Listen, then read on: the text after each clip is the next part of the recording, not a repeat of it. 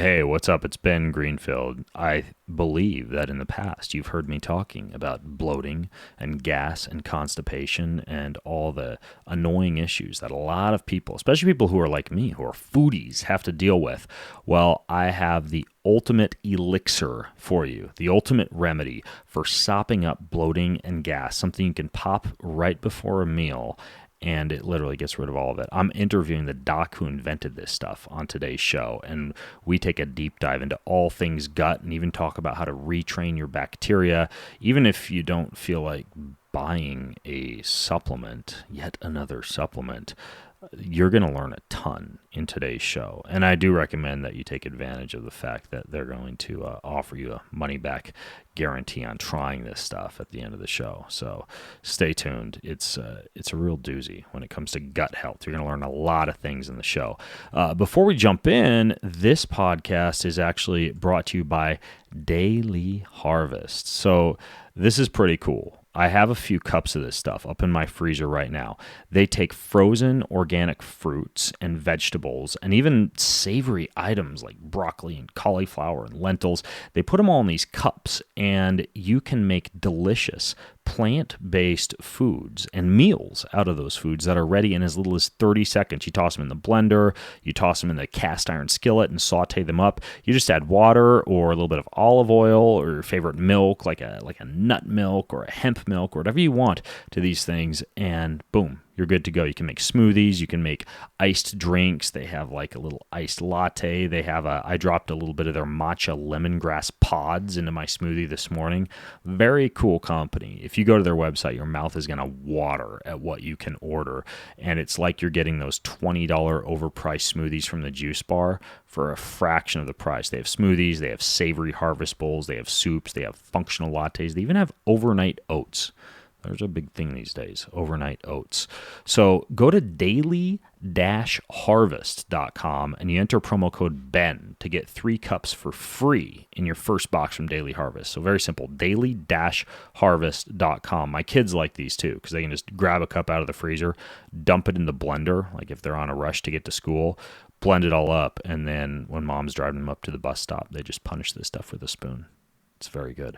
So promo code BEN at daily-harvest.com. This podcast is also brought to you by Gains Wave.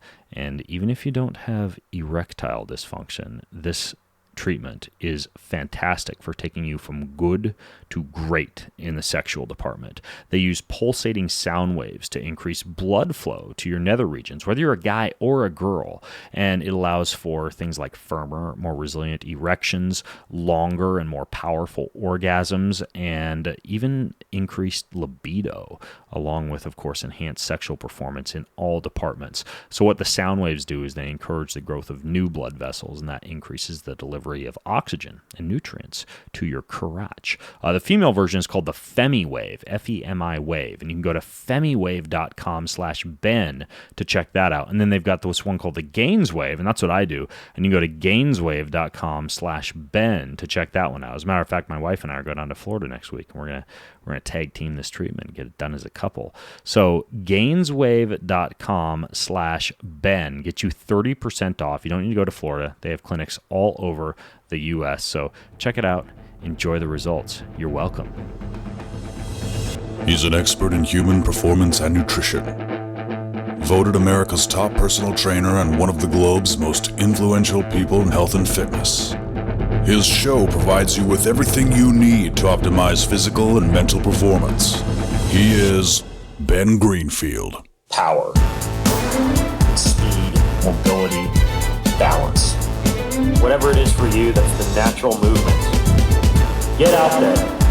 When you look at all the studies done, studies that have shown the greatest efficacy. All the information you need in one place, right here, right now, on the Ben Greenfield Fitness Podcast.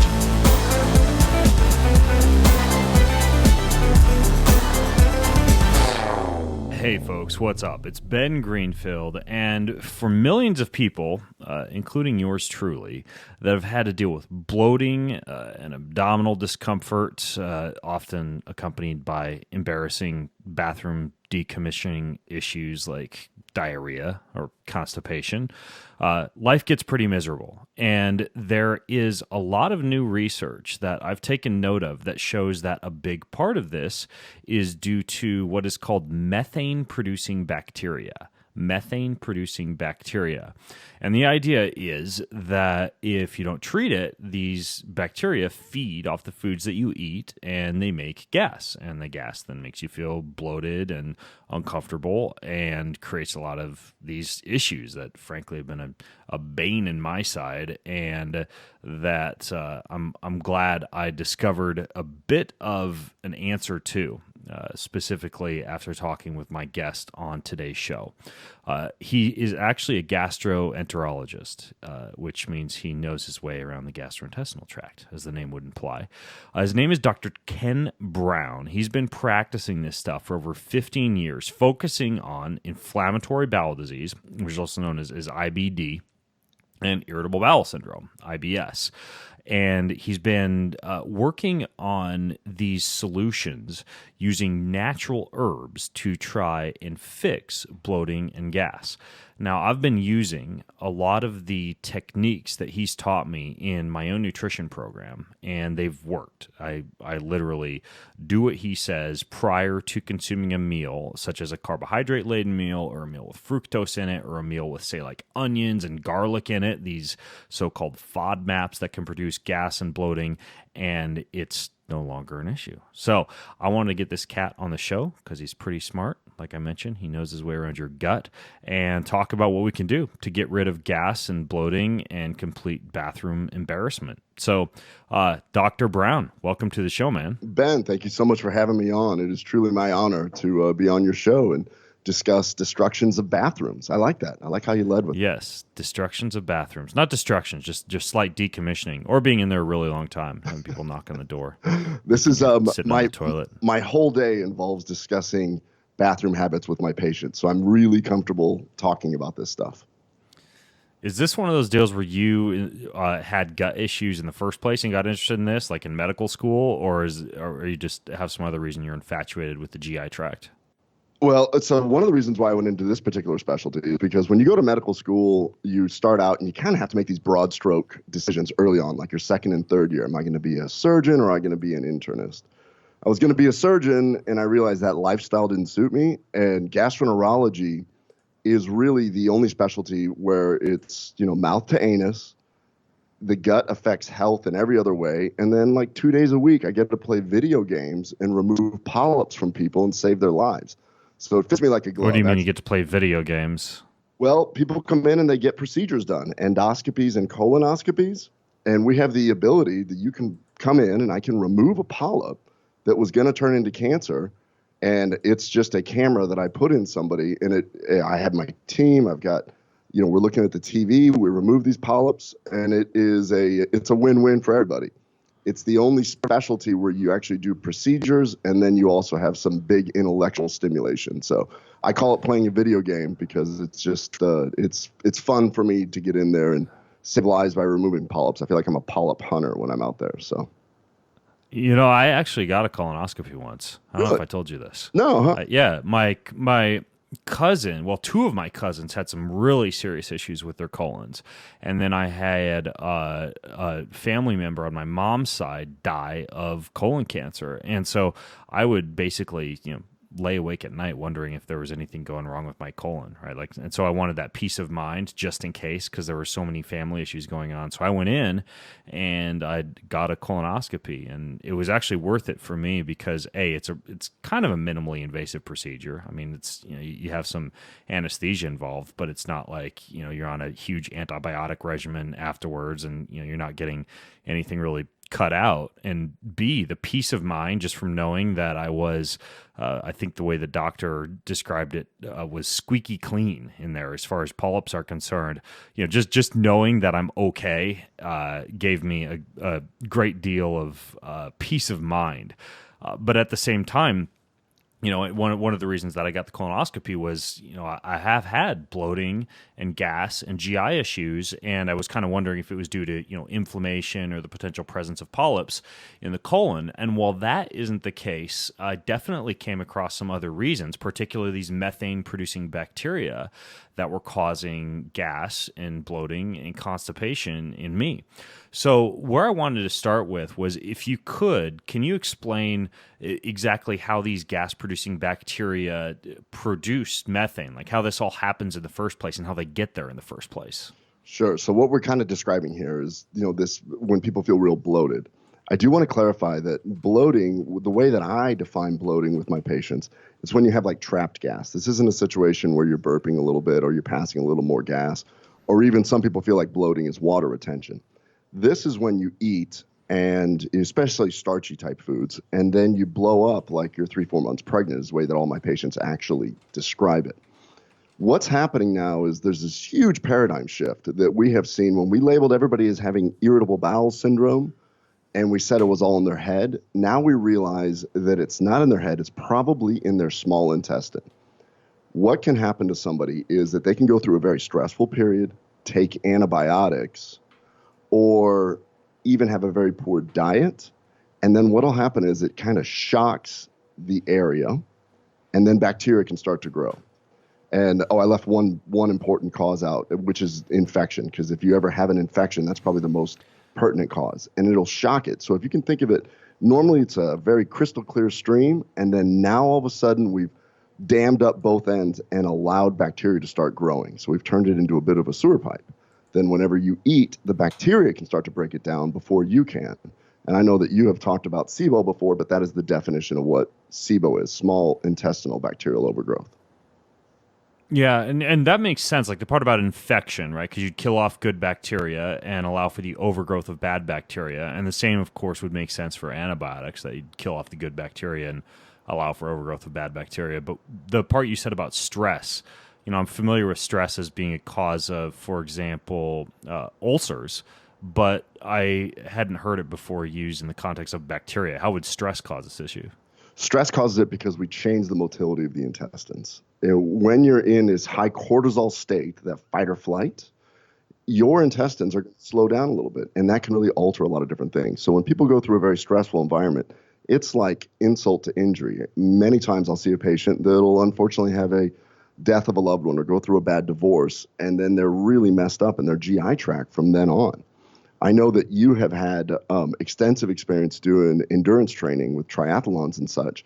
I have a lot of triathletes that come see me because the stress and the extreme amount of training that happens can actually do the exact same thing. And then when you start using different things like fructose-based energy goo and stuff like that, it can really mess with people. Yeah, I was gonna say, like part of it would be, of course, I know that the gut becomes more permeable during endurance exercise. A lot of these folks are exercising in the heat as well. But then, in addition to the stress, of course, there's the idea that it's traditionally a pretty heavily carbohydrate fueled sport, and even if you're eating like a low carbohydrate diet or doing like a ketosis diet to hack endurance, so to speak, they're still present in most of these gels and sports drinks that you're consuming during the activity, highly fermentable compounds, like you mentioned, fructose, maltodextrin. I think I heard it described by a physiologist I had on the show named Alan Lim as releasing a bunch of like screaming demons of death into your gut, and with holding like tiny little cluster bombs or something along those lines, a highly scientific explanation of the digestion of maltodextrin. But ultimately, yeah, I mean, when you combine stress with these highly fermentable foods, it seems to blow up even more. And I went for years. I mean, honestly, I would say like 10, almost 15 years, thinking that it was just normal to walk around all day with copious amounts of gas and to like hop on a bike ride or to go for a run and literally just be farting the whole time. So when my initial background, I was doing pharmaceutical research, and I was actually doing pharmaceutical research looking at using a poorly absorbed antibiotic to help with people like this. And this is eventually how I developed Atrantil. But one of the things I did is I submitted a whole study proposal to Salix Pharmaceuticals, which is now owned by Valiant, where I knew the whole process. I had all these athletes that were coming in. After I would treat them, they would say, man, I did really good in this last race, or I did really good in this last triathlon. I didn't have to use the bathroom. I didn't feel bad. I submitted a whole protocol where I believe that if we fix people's guts, many people that do these endurance training can actually have a personal best.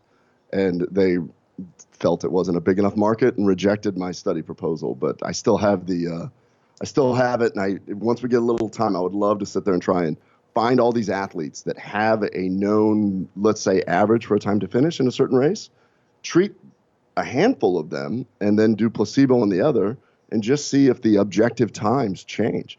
My belief is that you can get the bacteria to go so that when you do take in these highly fermentable carbohydrates, you get to break it down and absorb it instead of the bacteria having a little party every time you do it. Yeah, I guarantee we've got a good database of listeners who would probably want to be part of that program. As a matter of fact, when I first started this podcast 10 years ago, almost every interview was with a professional triathlete or marathoner or swimmer or cyclist, because I was heavy into endurance sports. That's all I was doing. And I initially designed the podcast just to help people become better at endurance. I was running a physiology lab. I was traveling around the world competing in triathlons and coaching triathletes and putting on triathlon camps. And so we kind of started off this podcast, even though I eventually forayed into biohacking and longevity and general health and fitness. It began with a big bent towards endurance sports. I know a lot of those people, God bless them, still remain a part of the core listener base. I'm trying to get my company, my Digestive Health Associates of Texas, DHAT. We're a very large group. We got almost 90 people. I'm currently working with the head of research. We do a lot of pharmaceutical research. I want to build a whole natural functional arm so that we can start getting some data on these kind of things. You always do a real deep dive. I always laugh because we always talk about the N of. So my experience is N in the scientific terms is the number. So it's, number needed to treat, NNT. And these are all, statistical ways that people refer to things. I have to laugh because I've seen a lot of the stuff you've done, and it's almost like it's not the N of one, it's the Ben of one. That's, going out there and doing it on himself like that. first before he tells everybody else to do it. So I call it the Ben of one whenever weird stuff starts. I like that. Yeah, it's the Ben of one where my wife's like, what did you order? I'm like, I heard this podcast, and something shows up, and there I am doing nicotinic riboside and things. So I'm going to see if benofone.com is actually taken. I'll have to look that up. I'm going to get a GoDaddy after we talk, see if I can grab that. Okay, so we know that bloating is occurring from the presence of these bacteria. How do you test for this? For a while, I thought that doing just like a stool test would allow you to elucidate bacterial imbalances, and it can discover the presence of yeast and fungus and parasites. And even with these newer testing services like Viome, for example, do like the whole microbiome. But from what I understand, that's not really the best way to determine whether or not you actually have this bacteria present in the upper GI tract, like up around the small intestine. Correct. So unfortunately, everybody's we all know how important the microbiome is. I mean, if there's one thing your listeners could get out of this, I always tell my patients, I said, if you see a pregnant woman, she's eating for 2, you should be eating for 100 trillion, because our microbiome is that important. Testing the microbiome is not going to tell you if you have dysbiosis or a change in the bacteria in your upper intestinal tract. So I always say that it isn't that bacteria are good or bad. It's that they just happen to be living in the wrong place. Testing your stool will not be able to tell you that. So we have to find some other ways to try and figure out if people have bacterial overgrowth. And unfortunately, there is no real, just perfect test that you can do. There are different breath tests that we can do where we use lactulose or glucose, and we can see if people are producing methane or hydrogen. Unfortunately, there's a lot of heterogeneity in how these tests are done and how they're interpreted. So I basically use that as something to try and put another piece to the puzzle. There are some institutions that'll do culture of the small bowel, but that's really invasive, and it's still not very sensitive nor specific. So ultimately, I just take a really good history. If you're the kind of person you come to me and you say, I was training for Kona Ironman and really training hard. And I started to get sick. And then I ended up getting really sick, and I've never been right since. And now every time I eat, especially starchy foods, I blow up. You look like a duck, you walk like a duck, and quack like a duck. I'm going to treat you first because we don't have a perfect test yet. So the history is the key to everything. You know, one of the things that I've noticed too is when you look at a lot of these foods that produce a lot of gas and bloating, particularly, and I don't know if you'd agree with me on this, you're the doctor, I'm not, FODMAPs, you know, a lot of these fructans, oligosaccharides, monosaccharides, what am I missing? Disaccharides and polyols, particularly garlic and onions, two of the biggies. Because I used to be like the Whole Foods salad bar fiend who would go in there, make myself the big Whole Foods vegetables, and within 2 hours after my big ass $30 salad from Whole Foods, like I could almost see my stomach bloating. But one thing I'd do on that was I would usually do either the big container of the red onions just for a little extra flavor, or even more consistently the roasted garlic that they have there, like a huge spoonful of it, like easily the equivalent of a full bowl of garlic. And I would just be bloated as hell for hours. And I would find that while garlic and onions were two of the biggies, you know, wheat, which falls into that category of a FODMAP, that was another one. Apples were another biggie. And so I think that if you eat those kind of foods and you get a whole bunch of bloating from them, it can be a pretty big clue without you having to go out and do one of these. For example, you know, breath tests are often mentioned as one of the best ways to test for something like SIBO. But for me, you know, if I'm talking to somebody and they're like, you know, they say every time they eat garlic or onions, they get a lot of bloating and gas, I think it's a pretty good sign. There's a lot of methane producing bacteria present in the upper GI tract. Would I be on the right track with that? Yeah, totally. So the FODMAP diet, FODMAP, is the diet that a lot of my colleagues would recommend for people. I think that there's a lot of other diets out there, but they all do the same thing. They take away the slightly more difficult to digest molecules so that you're not feeding the bacteria. You're essentially trying to starve the bacteria. And if you're not giving them a buffet every day, then slowly the amount decreases. There's the SCD diet, there's the elemental diet, there's the elimination diet. All these diets do the same thing, which is that they essentially starve the bacteria. And the hope is that you're not always just allowing the bacteria to have this great little party in your belly. Although garlic and onions can actually be very good for you because of the polyphenols in them, for some people they are hard to digest and they create a tremendous amount of bloating and discomfort. And it sounds like you were one of those, especially if you're having a $30 salad. That's a big salad. I don't know. Whole Foods, it's not huge. Honestly, whole paycheck at Air One in LA. That's like the size of a tiny little mayonnaise container. So I mean, I'm just saying that's reality these days. But it's annoying, the FODMAP diet, like the FODMAP elimination diet, because you know, while eliminating garlic and onions is doable for a lot of people, I mean, once you get rid of really just about any fruit is off that diet, just about any cereal, grain, bread, biscuit, pasta, a ton of nuts, cakes, like a bunch of different condiments, anything fermented, you got to get rid of kombucha. Most alcohols are out, most dairies are out, including like yogurt and goat milk and a lot of these good ones. So that was another very very beneficial result of my ability to be able to hook up with you, and some of these polyphenols you're creating was I can eat some of these foods, and that's what I want to get into next is these polyphenols and how they actually work. So can you get into the mechanism, because a lot of people are familiar with polyphenols as just like the bright antioxidants that you find in, you know, darkly colored fruits and vegetables, but I hadn't realized how much of an impact they actually have on gut bacteria. So can you talk about polyphenols and how those would actually work in the gut?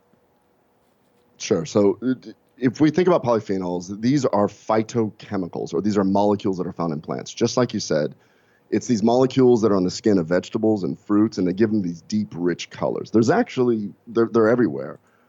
We probably just don't take in enough here in the Western world, the U.S. We probably need a lot more polyphenols.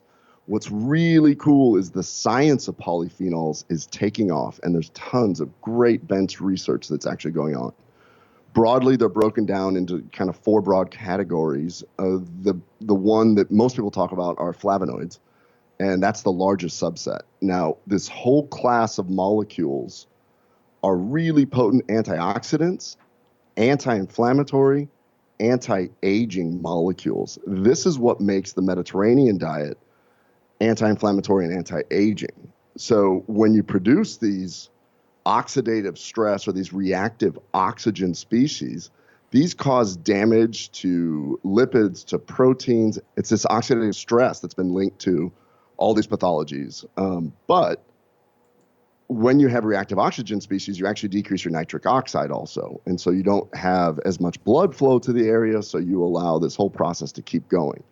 So these polyphenols are fantastic molecules that actually decrease the inflammatory process. Now, when we developed Atrantil, we realized through some animal data that we had a very, very specific thing that we were trying to accomplish with these polyphenols and flavonoids. And that was to get rid of these methane-producing bacteria. And so we put 3 polyphenols together to actually do one specific thing, which is get the bacteria to go back to where they should. So the polyphenols, in terms of their impact on the actual bacteria, you're saying that it's purely an anti-inflammatory process via which they're affecting the bacteria? Actually, no. The polyphenols that we put together. So when we think about polyphenols in general, when you eat a polyphenol, the skin of a vegetable, it'll actually go through, and some gets absorbed, some doesn't.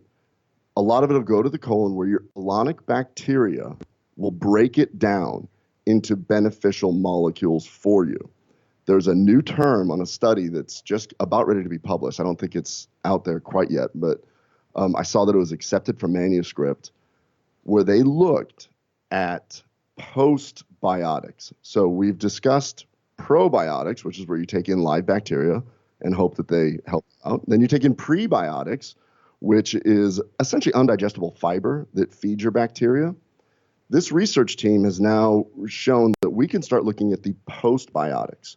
The postbiotics are the molecules that are broken down by our own bacteria, or the molecules produced from breaking down polyphenols. And these guys are trying to figure out, how do we develop some toilet paper or a toilet that'll show you what postbiotics you have. This way, you'd have to look into it and say, okay, well, I'm lacking this, so I need to eat more of this to feed those bacteria. That's the general polyphenol look. Interesting. It's really fascinating stuff. So what you're seeing is this shift. Everybody's trying to learn about the microbiome. Possibly just looking at stool is one level, and then looking at what these bacteria produce, the postbiotics, is the next level. And we do know that when these bacteria break down different things, it can do all kinds of cool stuff. I was talking to a researcher where he was showing me that when you break down a certain flavonoid, and these guys all are in labs all over the world. So everybody's slowly putting the pieces together. It'll eventually all come together. So when these bacteria break it down, they can do different things like vasodilate, or we've learned that this molecule can actually increase BDNF in the brain, which is brain-derived neurotrophic factor. So trying to be myopic about it and say, oh, well, we just need this one thing, meaning pharmaceutical industries that always try to have one molecule to do everything. This whole complex mother nature, the way that these polyphenols work, is what makes them so effective. This is super interesting, because basically what you're saying is like the postbiotics, you could almost consider this to be like the when you eat something, you would use the restroom and you'd poop it out eventually. And what you're saying is that these postbiotics are almost like the waste product of bacteria that your body winds up being able to use for other beneficial activities. 100%. So we know that these bacteria will break down certain things into short-chain fatty acids. That is the fuel that our colon uses to keep all the cells healthy. So these postbiotics are actually the result of what the bacteria really want. So take it one step further. We know that if you eat a diet that is very rich in processed foods, sugar, and so on, the bacteria that like that will proliferate more. And then they're showing that they can even send signals to create some of these cravings that people have. So you may be at the mercy of your own bacteria and not realize that you're doing what they want by sending signals. So when you look at the postbiotics, I could sit there and go, look, Ben, you don't have enough of this one particular molecule that when a proanthocyanidin, which is a type of polyphenol, proanthocyanidin gets broken down, then we know that that's not going to decrease TNF alpha over here because we've shown that that molecule does that. So let's increase this in your diet. That'll help these bacteria proliferate, and ultimately you'll have decreased inflammation in your body. Okay, so when we look at like mechanisms of in the gut that are associated with obesity, like the firmicide bacteroid ratio, that's one that you see quite commonly talked about. What you're saying is that we can actually alter the ratio of that, and from what I understand, that ratio is also associated with things like your craving for carbohydrates and other things that happen when you eat, say, like a diet high in carbs, or you overfeed on calories for a long time. The bacteria in your gut, from what I understand, can actually become dependent on that diet or generate cravings, literally neurotransmitter-based cravings in response to that diet. And you can actually alter that ratio and fix those issues by feeding the bacteria what they would need to produce certain postbiotics.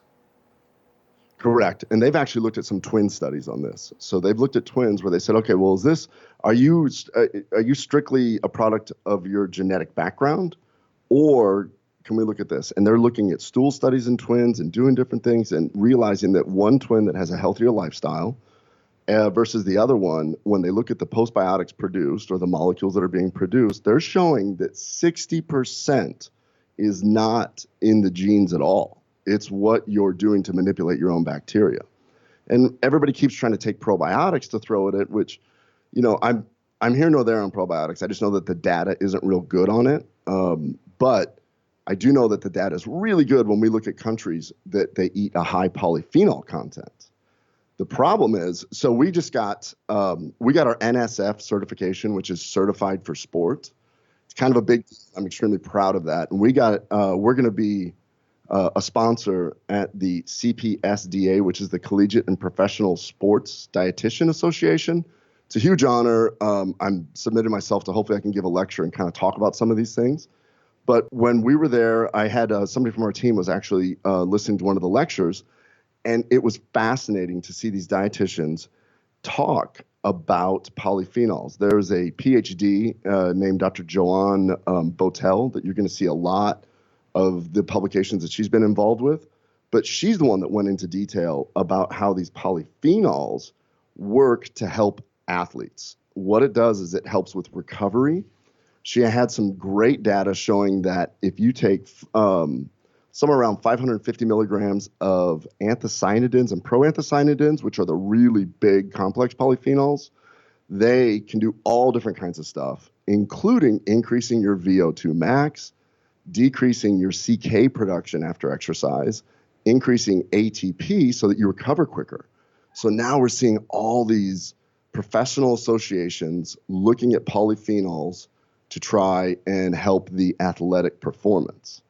The one thing that she did bring up is that, unfortunately, it would take quite a bit to try and get this. Like if you took like 1,000 milligrams per day for 3 days before and after competition, they showed that you can have increased recovery, enhanced training, shorten the lag time and the healing time. But you'd have to eat like 5 big cups of blueberries like several times a day. And so that's where the concentration of polyphenols, which is what we did with Atrantil's, put the 3 together, then you end up getting 550 milligrams 3 times a day, reaching that amount. And that's what's so cool, because we didn't do the original research on this. I'm going to conferences and listening to brilliant people tell me about my own product. I'm like, that is cool. Hey, I want to interrupt today's show to tell you about this anti-aging skin serum. I use a little bit every day, sometimes both morning and evening. Over the course of about 2 years, I developed this blend of 12 different anti-aging oils that allow for the production of new collagen and elastin. And perhaps more importantly, you put this stuff on a wrinkle and you can watch it over the course of about 30 days. If you apply it daily, you can watch the wrinkle disappear. You can use it on cellulite. You can use it on scars. You can even use it on wounds because it has a lot of antibacterial and antiviral properties. It's called the Kion Serum. It's got aloe vera, amla, lavender, oregano, palmarosa, geranium, turmeric, juniper berry, lemon. The list goes on and on and on. It is one of the best ways to amp up your skin's cellular defense mechanisms, amp up your skin's own natural antioxidants. Like I mentioned, gets rid of wrinkles, improves your skin firmness, elasticity. Pretty much my skincare protocol is I do a clay mask once a week, and then I put this stuff on every single day. And if it's like a hot day or I've been exposed to a lot of the sun, morning and evening, because it can get rid of a lot of sun damage too. So that's why I look like I'm 12 years old. Go to getkion.com. You get an instant discount on this stuff. It's called the Kion Serum. Getkion.com. Get Kion.com. This podcast is also brought to you by prepare to have your mouth watering roasted cauliflower and saffron, Chinese chicken meatballs, seared barramundi, and caper butter sauce. If you don't know what barramundi is, I believe that's a type of fish, and they send this to you with kale and lentils. This all comes from Blue Apron, And by the way, that barramundi is accompanied by this blend of spices that they teach you how to put all together. It's got turmeric, cinnamon, coriander. It's an aromatic Middle Eastern blend. That's just a taste of what's on the menu this week at Blue Apron. So Blue Apron is the leading meal kit delivery service in the U.S. They are the #1 fresh ingredient and recipe delivery service around, and their mission is to make incredible home cooking accessible to anybody, even kids. My kids can open up a box of Blue Apron and make me a meal, which is super convenient. They offer a 2-person meal plan. They have a family meal plan. They even have a wine plan where you can get 6 bottles of wine from renowned winemakers delivered monthly to pair with your Blue Apron meals. So how do you take advantage of an amazing offer from Blue Apron? Pretty simple. You go to blueapron.com/Ben. They're treating all my listeners to $30 off your first order. Very simple. Go to blueapron.com/Ben, and that'll automatically get you the $30 off. That easy. Blue Apron, a better way to cook. That's really cool. And what I would suspect, and correct me if I'm wrong on this, would be for people who are, say, like addicted to carbohydrates or have eaten a poor diet for a long period of time, once you actually switch to a healthier diet and perhaps even eliminate a high intake of carbs, that the inclusion of polyphenols and their ability to be able to adjust that firmicide-bacteroid ratio would potentially retrain your gut to be able to better respond to the diet that you're feeding it. Oh, yeah. I have a... we were both at PaleoFX, and I gave a lecture talking about this, the sort of the Venn diagram of IBS, diet, and leaky gut. And I have a slide in there. It's funny because I took my whole family to Spain last year. I've got a family that's obsessed with tennis. And I'm walking around Spain and I'm looking, and everybody still smokes and they eat what they want to eat. And then they eat dinner at midnight. And, everybody says, oh, it's because they're relaxed. Oh, it's this. But we did go out to the suburbs also, and people, drive cars, and they live normal lives. And I started looking back. They eat 10 times the amount of polyphenols that we eat over here. And they have less diabetes, less coronary disease, less dementia. And I realize that that's part of the whole Mediterranean diet aspect, but this is probably why. So when you have people that have a high sugar diet and they try and radically switch, all those almost addictive molecules are going up to the brain saying, we want more. And in people, I've had patients tell me flat out that it's like they could not stop eating it. So getting them to try and shift there, say, okay, look, you just have to do a little bit. Let's get your bacteria to help you. Let's feed your bacteria. Maybe consider a fast before so that we can go into this thing and then open that up. This is fast. A lot of people aren't talking about postbiotics, but I mean, it's really interesting. So basically, you got your prebiotics that would feed the bacteria. So these would be like, inulin and high fiber foods like, dandelion greens and asparagus. And people talk about like slightly underripe bananas and things like that as prebiotics or even as resistant starches.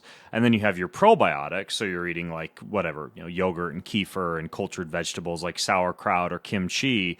And then you would not only be allowing the bacteria with the inclusion of the prebiotics and the probiotic rich foods to be able to produce postbiotics, but then you can also enhance postbiotic production even more by including some of these polyphenols. Exactly. And the people that I've talked to about this, it's usually a PhD somewhere that's gotten some grant and he's looking at one particular molecule.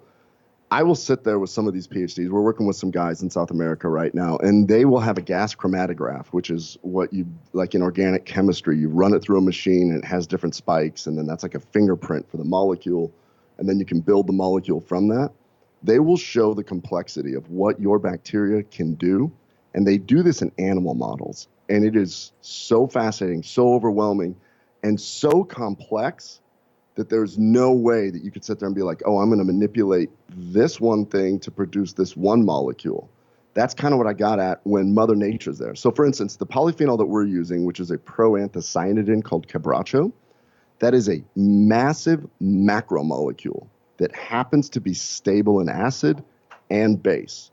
So this thing basically works to stay in the intestinal lumen and make its way to the colon, where the colon, the colonic bacteria, then will just start cleaving it off, chipping off little side molecules. And when these guys show me these gas chromatographs of how many different beneficial molecules come out, it's truly overwhelming. And you realize, hey, we're never going to be able to replicate this in a drug, because using Mother Nature to do it and using our own bacteria to do it, you team up and it's a symbiotic relationship.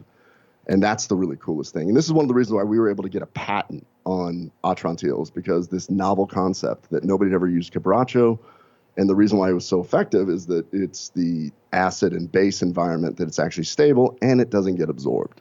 So that's what's called Quebracho? Do you like how Quebracho. I did it with the trilled R? I love it. Yeah. This is so yeah, we're one of the only people that put Quebracho in something. And this all came about because I realized when I was doing clinical research that there's a doctor, his name is Dr. Mark Pimentel, extremely smart man, that came up with the original concept of bacterial overgrowth. This is 10, 11 years ago. And him and I were talking, he had all these mouse models, and he had fantastic studies on how he could show that he could put them through stress, and then that 20% of them would end up developing bacteria in their small bowel. But he said, but you know what? We'll never be able to help the bloated, constipated person because they are producing methane. And the type of bacteria is actually in its own kingdom. It's called an Archaeobacter. The Archaeobacter they're in their own kingdom, but what they do is they take the hydrogen that's being produced by other bacteria and they put it through an enzymatic process and they spit out methane. And then what the methane does is it slows everything down. It works as a local paralytic. So now you've taken that little sewer pipe earlier, and we're going to slow it down, and we're going to make a bigger sewer pipe and allow more bacteria to grow. And that's how come you have this vicious cycle. And they even showed that there was a recent study out of Cedars-Sinai. In fact, it isn't published also. Out of the Mathor labs there, you can look this up. It's really cool. They showed that those people that had Methanobrevibacter smithii or this type of Archaeobacter, they did it in mouse models. They showed significant weight gain. And that's something that I see all the time. I have people come to me and they're like, I don't get it. I'm eating less. I bloat up like I'm 4 months pregnant and I'm gaining weight. And now we realize that it's the inflammatory process that's going on. It's the bacteria breaking down these foods before you can get it. And the Methanobrevibacter smithii is producing methane. And the methane slows everything down so that more bacteria grow and you ultimately can absorb more calories per bite. Wow. So it's this vicious cycle. Wow. Okay, so what's this Quebracho stuff do? Quebracho is actually a tannin. It's a proanthocyanidin tannin, and it comes from the bark of a very, very old tree. What it does is it doesn't get absorbed. It goes through the lumen, and it works like a sponge, absorbing all this hydrogen. It happens to have a natural defense against archaea species and fungi. So what it does is it weakens the outer wall of these Archaeobacter, the M. smithii, and it has a natural defense against them. We don't have any antibiotics that can do that. So this particular bark does that. Then the next ingredient, which is the conker tree, which is also a polyphenol, but it has some things called saponins. So it works like a little soapy mixture with bacteria. It happens to be able to kill bacteria, but it works specifically to shut that enzyme off.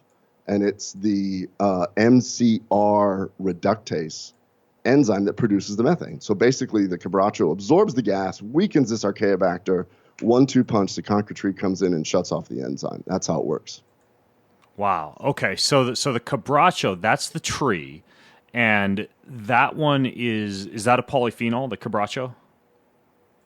Yeah, it's a polyphenol. It's a proanthocyanidin, Okay. which is large tannins, large complex molecule, and that's what all these nutritionists and dietitians are now discovering that helps with the recovery from exercise. Okay, so that one bonds to hydrogen, and that allows for reduced methane production, and it actually destroys the bacterial layer in the stomach or in the intestine. Or so basically it doesn't go into, it doesn't get absorbed. It doesn't work in the stomach. If you have it high enough, I guess it could sit there and work in the stomach. But it's specifically, we did it so it could work in the small intestine. So what it does is it basically weakens it, gets rid of the bacteria, and then it'll eventually make its way to the colon, where your colonic bacteria will break it down. That's where the polyphenol benefit comes in.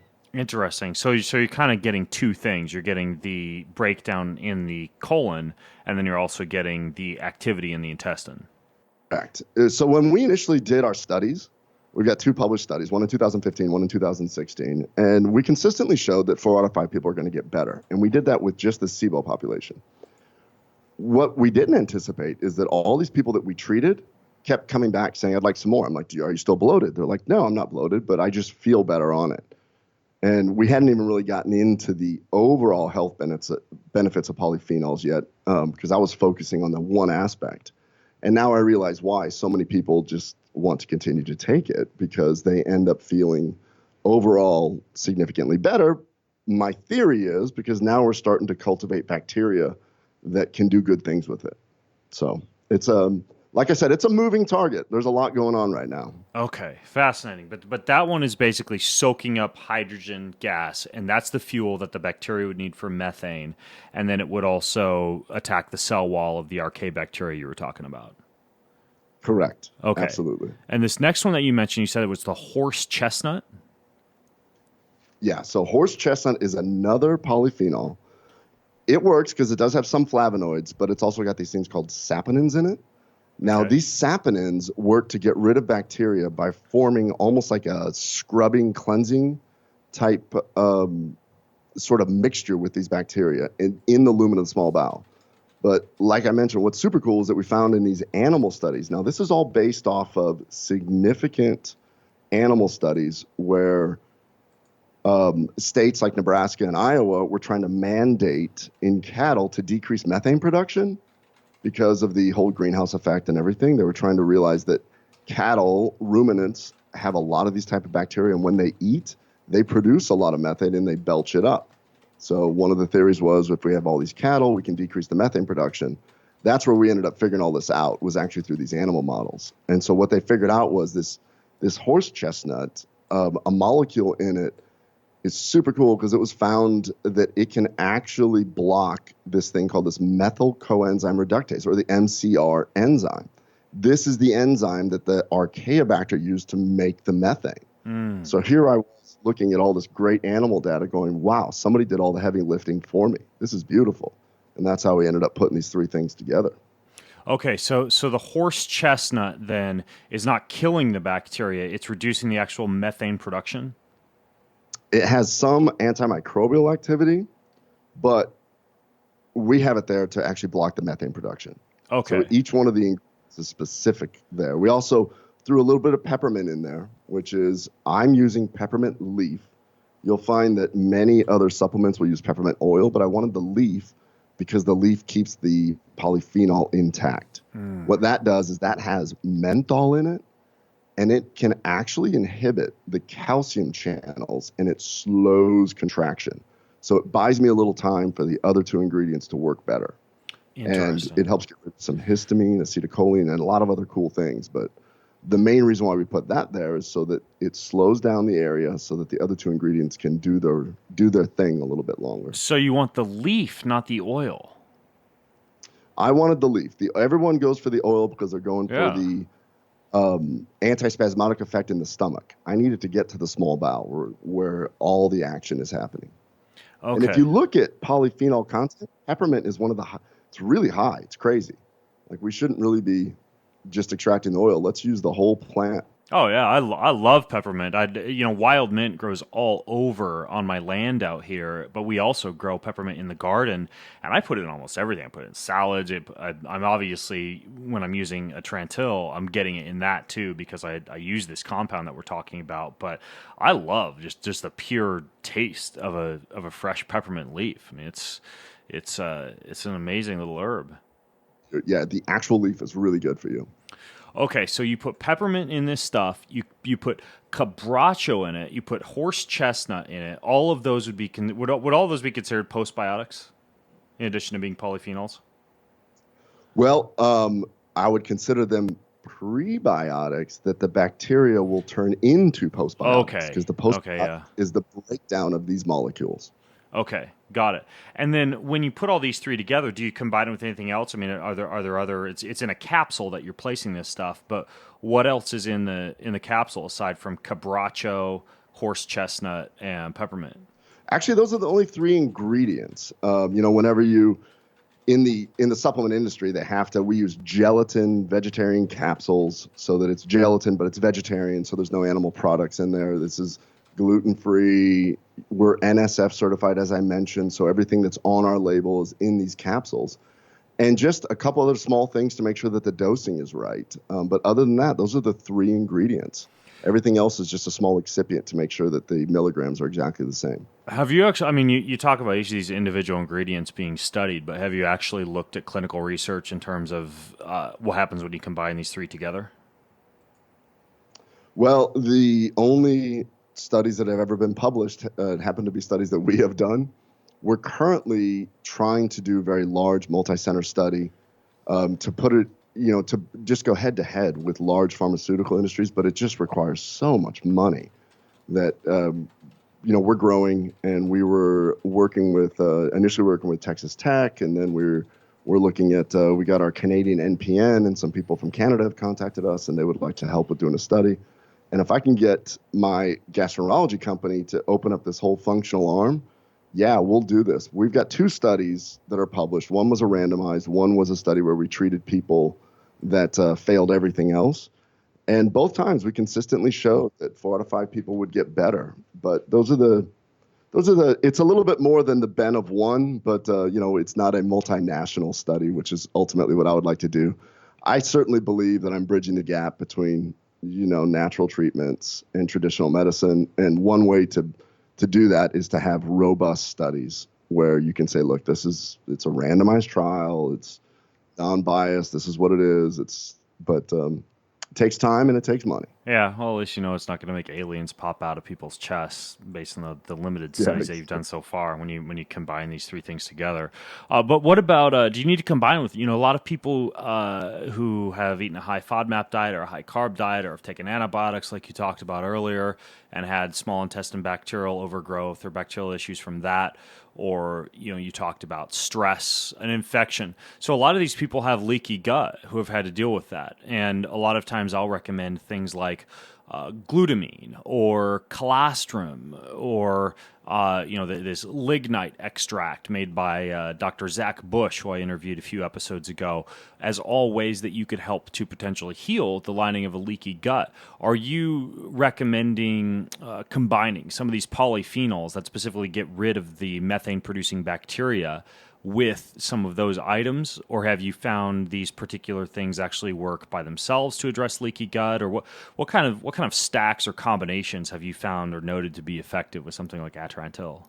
So when we think about leaky gut, just remember that there's three main causes. One of them is infection and bacterial overgrowth. The other one is a molecule called zonulin, which is a molecule that our bodies produce when it's exposed to gluten. And then the third one is diet, where you eat a lot of processed foods, because that has a lot of the different chemicals that they do for the GMOs, all these other things. They're showing a lot of evidence that all three things can cause leaky gut. So once you start seeing this tremendous rise in autoimmune disease, meaning your body attacks itself, that is actually because of leaky gut. So when we see more celiac, more Crohn's, more ulcerative colitis, more Hashimoto's thyroiditis, there's a lot of evidence showing that it all comes down to intestinal permeability. So I think it's so important to protect the lining. All health begins and ends in the gut, in my mind. And you have to be able to go from cradle to grave. There's evidence to show that the rise in autism is due to intestinal permeability. There's evidence to show that the rise in dementia is due to intestinal permeability. That's our lifespan. So I know that it's a moving target. I got introduced. I've not met Zach Bush yet, but him and I have been trying to connect at these different meetings that we go to. But I've heard, I think it's fascinating that he did his research in leaky gut. I've been stacking when people fail Atrantil, and as a physician, that's what I get now. I get people that kind of fail everything. I'm kind of I'm a third or fourth consult. I basically treat all these people that have failed everything. So I listen to my patients. I listen to colleagues. I listened, when I go to meetings. Like, for instance, I think you know Rob Wolf, don't you? The author. Yeah. Oh yeah, I know Rob. Yeah. Who doesn't know Rob? I know. Well, he was taking for the same thing. He was taking Atrantil and he did better on it. But then he added Saccharomyces boulardii to it. And so he emailed me and said, hey, I'm having better results when I combine the two. I'm like, that's fascinating. So then I went to a meeting and I bumped into a naturopath from Australia who had done her research on secretory IgA and how Saccharomyces boulardii can increase that. And then it was like this, oh my gosh, that's beautiful. So the combination can sometimes help. Wow. And then, some people go through a bad die-off reaction. And there was I was on a radio show with a guy named Carl Lenore who does Superhuman Radio. Oh yeah, I know Carl. I've been on his show before. He's great. He's a great guy. And he called me when I was out of town one time, and he goes, hey, I'm having a horrible die-off reaction. Die-off reaction is something that can happen when these bacteria, specifically these Archaeobacter, when they start dying, they just release their toxins, and it can give people a really horrible feeling. They just don't feel good. They feel like they have the flu. Symptoms get worse, and we're always trying to figure out different ways to try and mitigate this die-off reaction that can happen in about, 5% of the people. Carl calls me up and goes, hey, CBD oil works great for this. Like, oh, no kidding. Awesome. Yeah, so he had great success by taking CBD oil to block the die-off reaction. So I talked to a lot of people, and I also do well with CBD oil, and they even sell CBD oil as a topical that you can. I've done this with peppermint essential oil as well. You can actually rub it topically on your gut, and it even has an effect then when you have like gastric irritation after a meal, or you feel as though you have like a little bloating or stomach upset. CBD oil works really well for that as well. Yeah, I'm a huge fan of CBD. I'm having really good results putting people on Atrantil plus CBD oil. I like it so much that I want to add this to another one of our research arms, because the CBD, the way that it affects the CB1 receptor and CB2 receptor, CB1 is in nerves, CB2 is in the immune system. So all these people that have revved up immune systems, you can just kind of just chill out a little bit. Let's just take it down a notch. And I'm showing that people's reactions that have autoimmune disease really starts going down. Okay. Ulcerative colitis, Crohn's, and so on. Got it. So CBD oil, Saccharomyces boulardii, those would be a couple that you'd consider including with something like this. I would, and I would totally use Zach Bush's stuff. I've heard that that's really good also, and because that's specifically there. Glutamine that you brought up is an amino acid that helps restore the intestinal barrier. All those things are fantastic. Okay. I sometimes will stack it with some other herbal antibiotics like berberine. Had some success with that. Yeah, that's another one that grows outside in my house. I've got peppermint. So wild mint grows outside, and then also Oregon grape. And Oregon grape, if you dig up the root, it basically contains the same bioactive component that you find in berberine. So it's one of those deals where even though I travel a ton, I love better living through science, and I use the Atrantil that we're talking about. I also love the idea that you can often, in just like 10 acres surrounding you, if you're out in the wilderness, find a remedy for just about any issue that exists, including gut issues.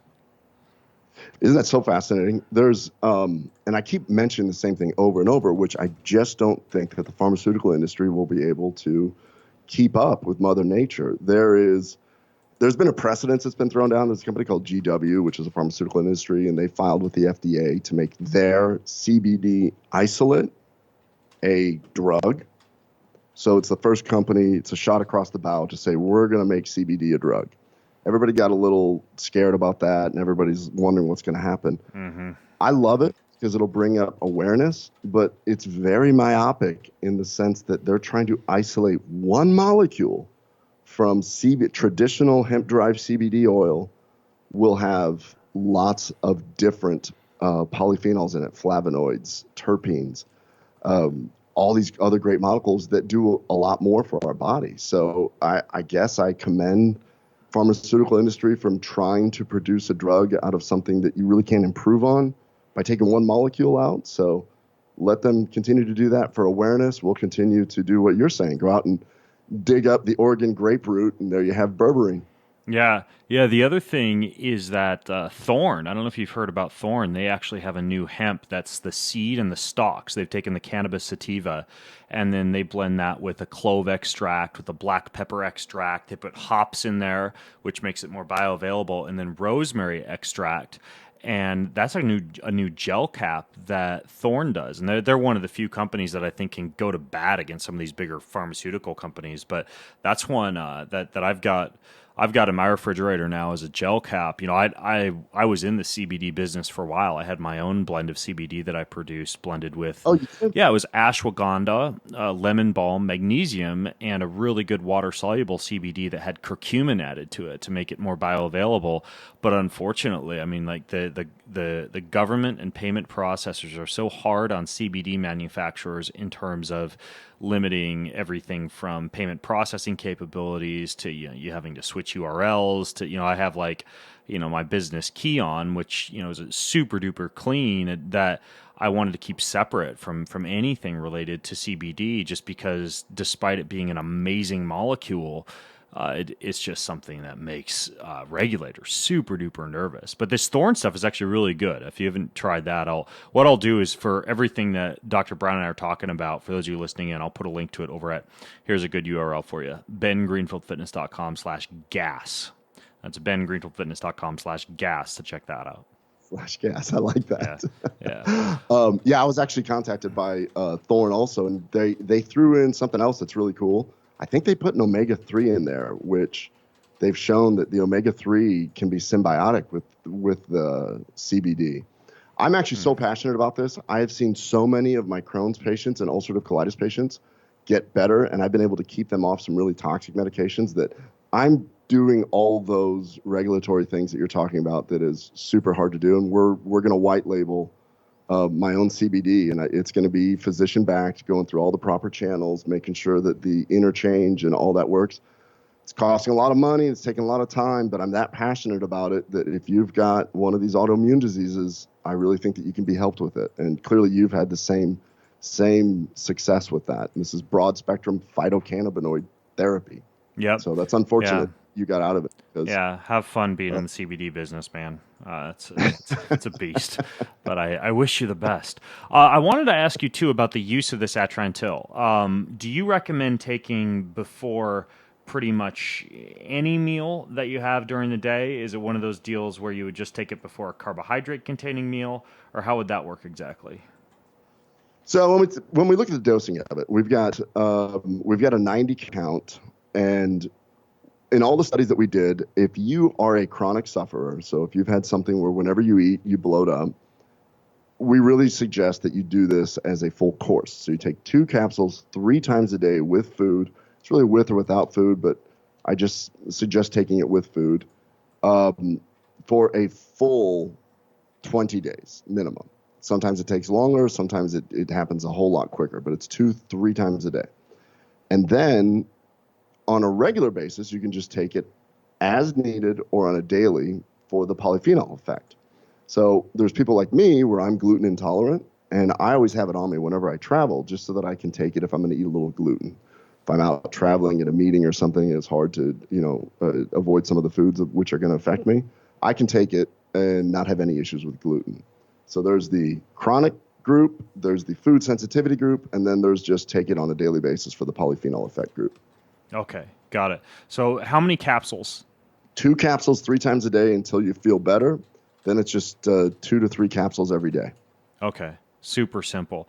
In terms of the need to load, the need to take consistently. I mean, do you get to a point where, and I realize this is a tough question for you, being in the business where you're selling this Atrantil, but do you get to the point where you've kind of knocked out all these bacteria and you can step back on the dosage or stop taking it altogether? So yeah, it's pretty, and we have a lot of people. I feel very unfortunate for all the people that try to come off of it and they can't, but almost most people will take a round of it and then just take it as needed. I only say that because if my CEO was listening, it makes it a little difficult to make it a subscription because people get better. Well, what I did was I started off taking a whole bunch, sorry to interrupt, and then so I was taking 3 before every meal. Now I take 2 a day before dinner, which is my biggest meal of the day. Yeah, that's pretty much what I do also. Yeah, and then if I hit the whole food salad bar, I just have them in my book bag. So if I decide I'm going to go after the garlic and the onions and all that, I mean, it's like those gluten digesting enzymes that you can take, the gluten polypeptidases, that if you do decide to have a pizza, they can limit some of the damage, or the lactase that you can take to digest some of the lactose if you happen to have a bunch of dairy and you're lactose intolerant. Same thing with this. Like if you decide you want to have your garlic and your onions and all these fermentable compounds, you can at least pop a couple to sop up some of the damage. Exactly. There was a recent article, not to geek out too much, but there was a recent article that I just came across where they were looking at the molecular process that happens when you take these polyphenols, and it looks like 2 things are going on. It decreases the amount of the enzyme that digests it, so you're not absorbing as much, and it forms like a weird matrix around the gliadin, so it's not as easily absorbed, which would totally explain why I can eat gluten as long as I take some Atrantil with it. Interesting. So, wow, I didn't realize you could use it for gluten too. All right, good. I'm gonna add that to my protocol then. I'll be hitting up the pizza parlor tonight with my my Atrantil. Hey, this has been really interesting, man. And I know we have a discount for folks set up. It's a 15% discount that you get on Atrantil. I'll put a link over in the show notes at bengreenfieldfitness.com/gas, but we've also got a great little link for you as well. It's lovemytummy.com/Ben. That's lovemytummy.com/Ben. And if you go there, you can enter the code Ben at checkout. That'll automatically get you 15% off, and you'll be off to the Atrantil races, getting rid of your gas and bloating. Again, I would say that GI issues have been like my personal biggest issue. So anytime I come across something like this that really moves the dial, I'm a huge fan of letting you guys know about it. So that's it. It's horse chestnut, it's peppermint, it's quebracho. It was designed by the great and wonderful Ken Brown. Ken, thanks so much for coming on the call and sharing this stuff with us. Yeah, totally. Hopefully some of your listeners that are still doing the endurance competitions, maybe we'll get some personal records after they take it for a bit. Yeah, and by the way, if you guys take it and you have questions or thoughts or feedback after you use it or anything else, just go to bengreenfieldfitness.com/gas. You can leave your questions there, and over there I'll also link to some of those other things we talked about, like the thorn hemp and the microbiome test that you can get, a good sheet to help you out with the Fodmap diet, and some other resources that Dr. Brown and I talked about. It'll all be there, bengreenfieldfitness.com/gas. And in the meantime, Ken, thanks for coming on the show, man. Hey, man, thank you. It's totally my honor. Awesome. Well, folks, until next time, I'm Ben Greenfield, along with Ken Brown, signing out from the bengreenfieldfitness.com podcast. Have an amazing week. You've been listening to the Ben Greenfield Fitness Podcast. Go to bengreenfieldfitness.com for even more cutting-edge fitness and performance advice.